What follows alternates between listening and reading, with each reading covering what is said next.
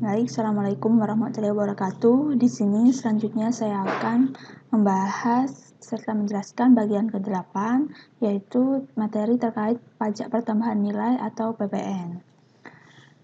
Nah, di bagian pertama pendahuluan di sini, sasaran pembelajaran yang ingin dicapai pada bagian 8 ini adalah mahasiswa mampu memahami terkait materi pajak pertambahan nilai dan menyelesaikan kasus ataupun soal dalam modul ini terkait pengisian SPT masa PPN.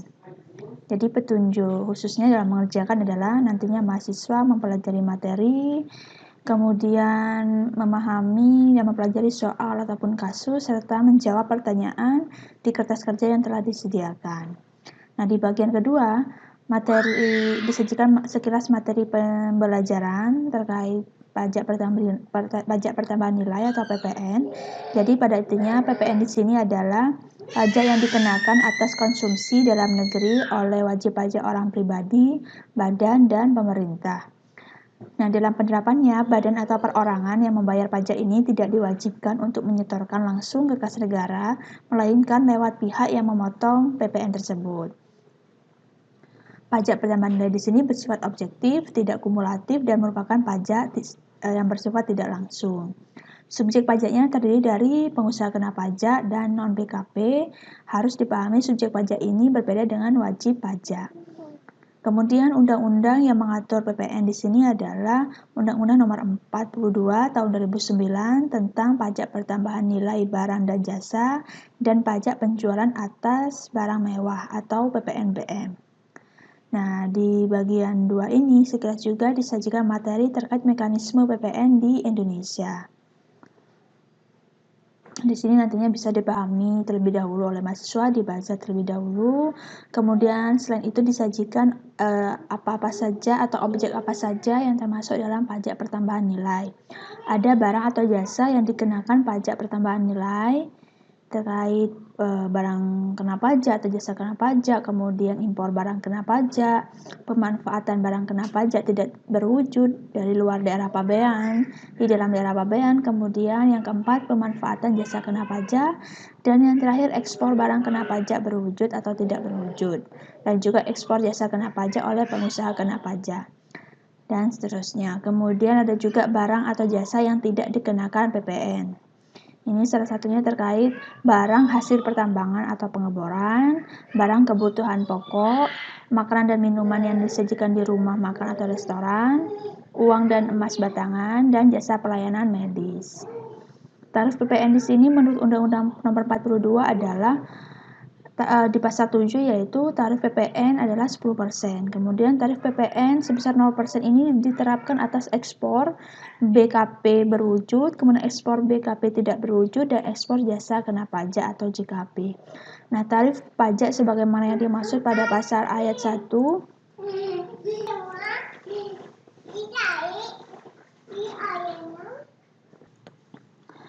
Baik, selanjutnya yang ketiga, tarif sebagaimana dimaksud pada ayat 1 dapat berubah menjadi paling rendah 5% dan paling tinggi sebesar 15% sebagaimana yang diatur oleh peraturan pemerintah. Kemudian dasar pengenaan pajak PPN. Nah, untuk menghitung PPN di sini digunakan nilai yang menjadi dasar pengenaan pajak. DPP itu sendiri yaitu harga jual, kemudian ada penggantian, ada nilai impor, nilai ekspor, dan nilai lainnya. Kemudian DPP PPN yang diatur dalam pasal 9 ayat 1 di sini adalah untuk penyerahan BKP, DPP-nya adalah jumlah harga jual. Untuk pengimporan BKP, DPP-nya adalah nilai impor. Untuk pengeksporan BKP, DPP-nya adalah nilai ekspor. Dan untuk penyerahan BKP atau JKP tertentu, DPP-nya adalah nilai lain tadi. Jadi perhitungan PPN yang terutang dilakukan dengan cara mengalihkan tarif pajak dengan dasar pengenaan pajak atau DPP. Proses perhitungan tersebut dapat diilustrasikan sebagai berikut. PPN sama dengan tarif PPN dikalikan dasar pengenaan pajak atau DPP. Nah, di bagian ketiga di sini disajikan latihan. Latihannya di sini nantinya akan dikerjakan mahasiswa. Nah, sebelum mengerjakan mahasiswa diwajibkan terlebih dahulu untuk membaca dan memahami soal ataupun kasus yang disajikan di modul. Nah, di sini ada kasus 8. Wajib pajaknya di sini adalah PT Cahaya Elektro yang merupakan perusahaan yang didirikan pada tanggal 1 Maret 2010. Nah, ini perusahaan ini bergerak di bidang industri dan perdagangan, di mana produk yang dihasilkan di sini adalah air conditioner atau AC dengan merek MX. Berikut dengan informasi secara umum. Selain itu, di sini disajikan ada beberapa transaksi yang dilakukan oleh perusahaan tersebut pada bulan Januari tahun 2018. Ada data penyerahan atau penerimaan pembayaran. Nah, ini terkait dengan transaksi penjualan. Kemudian ada data pembelian oleh perusahaan PT Cahaya Elektro terkait pembelian BKP atau perolehan BKP, yaitu barang kena pajak. Selain itu ada data tambahan. Data tambahan di sini terkait dengan data SPT masa PPN, apakah terdapat kelebihan pembayaran PPN. Kemudian yang kedua adalah terkait PKP telah ditetapkan sebagai PKP berisiko rendah. Yang diminta adalah isilah SPT masa PPN 1111 secara benar dan lengkap. Nah, sebenarnya di dalam Edmodo sudah saya share tidak hanya modul, tapi berkaitan juga dengan materi dalam bentuk PowerPoint seperti ini. Materi ini dilakukan mampu membantu mahasiswa dalam menyelesaikan kasus tadi. Jadi ini nantinya juga dapat dipahami atau dibaca terlebih dahulu oleh mahasiswa, di mana di PPT ini terkait materi PPN, yaitu yang pertama ada hakikat dan karakter umum, yang kedua membahas barang kena pajak dan jasa kena pajak itu seperti apa, yang ketiga bagaimana perhitungan PPN-nya, yang keempat pengukuhan dan faktur pajak, dan yang terakhir adalah sistem kredit PPN. Nah, ini nanti akan dibaca terlebih dahulu oleh mahasiswa. Kemudian selain modul, kemudian bahan tayang PowerPoint materi ini juga di-share kertas kerja SPT masa PPN. SPT masa PPN di sini sudah saya share juga di Edmodo. Berikut dengan petunjuk pengisiannya. Petunjuk pengisian SPT masa PPN juga sudah saya share. Ini berdasarkan Peraturan Direktorat Jenderal Pajak Nomor 44/2010. Ini bisa sambil lalu juga dipahami oleh mahasiswa.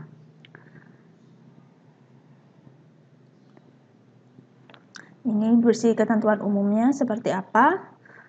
SPT masa PPN di sini. Jadi setiap PKP wajib mengisi dan menyampaikan SPT masa dan PPN secara benar, lengkap dan jelas serta menandatanganinya. SPT masa PPN ditandatangani oleh PKP atau orang yang diberi kuasa untuk menandatangani sepanjang dilampiri dengan surat kuasa khusus.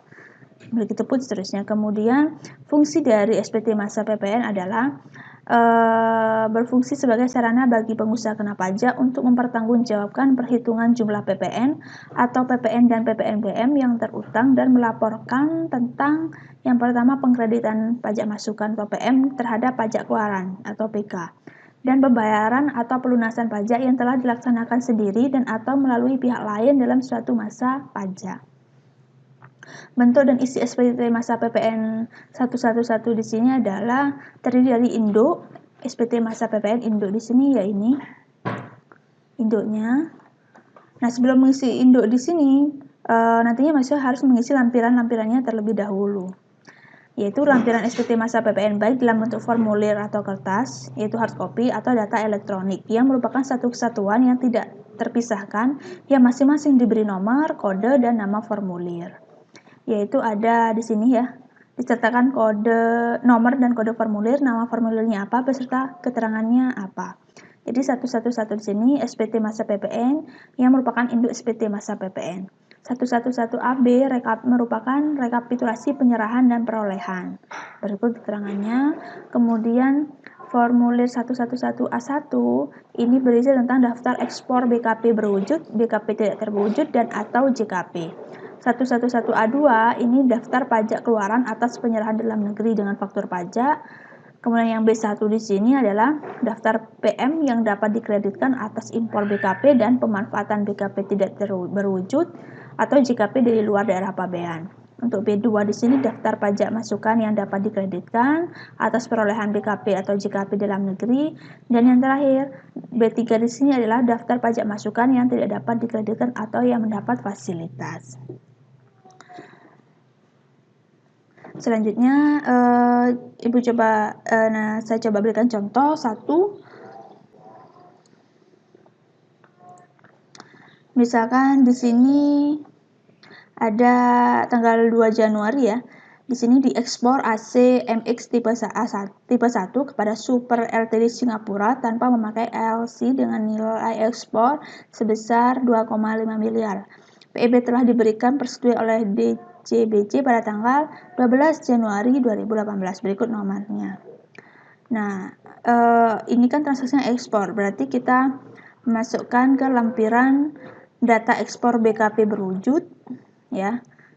Karena yang diekspor tadi merupakan AC, yaitu barang berwujud. Jadi kita masukkan ke lampiran 111 A1. Di sini nanti mahasiswa memprint out kertas kerja, kemudian mengisinya secara manual, kemudian setelah selesai diisi, di-scan dan dibuat dalam bentuk PDF ya, untuk dikumpulkan dalam Edmodo. Ini nanti sesuaikan ya, nama PKP, NPWP, kemudian masa pajaknya kapan, dan pembetulannya keberapa. Jika tidak ada pembetulan, diisi 0 nanti. Nah, untuk nama pembeli, penerima BKP atau JKP kita isi sesuai di soal. Jika contohnya adalah Super Ltd Singapura, kita tulis. Jadi nanti isinya secara manual ya untuk mahasiswa. Kemudian nomor dokumennya adalah PEB 000025.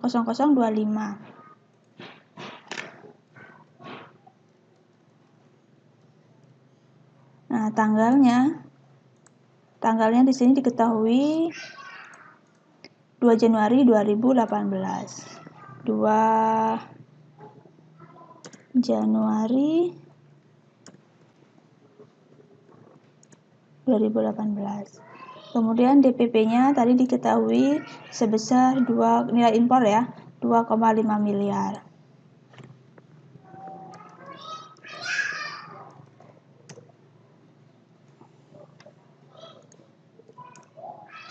Nah, keterangannya adalah barang kena pajak BKP. Baru nanti di total jumlahnya berapa. Jadi sebelum mengisi SPT Indo, mahasiswa terlebih dahulu harus mengisi lampiran-lampirannya di sini terlebih dahulu. Nah, mengisi lampiran-lampiran di sini bersumber dari transaksi yang dilakukan oleh PT atau wajib pajak tersebut. Di sini PT Cahaya Elektro pada masa pajak bulan Januari 2018. Jadi seperti itu contohnya. Berikut contoh pengisian untuk yang transaksi pertama di sini. Untuk transaksi selanjutnya, mahasiswa terlebih dahulu harus memahami transaksi apa yang dilakukan oleh PT Cahaya Elektro di sini.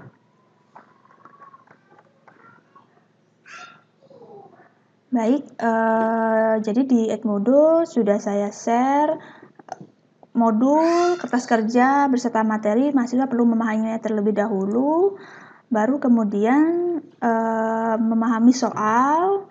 Jadi kurang lebih waktu 30 menit, baru kemudian mahasiswa mengerjakan soal kasusnya dan mengerjakan di kertas kerja yang telah saya sediakan di Edmodo.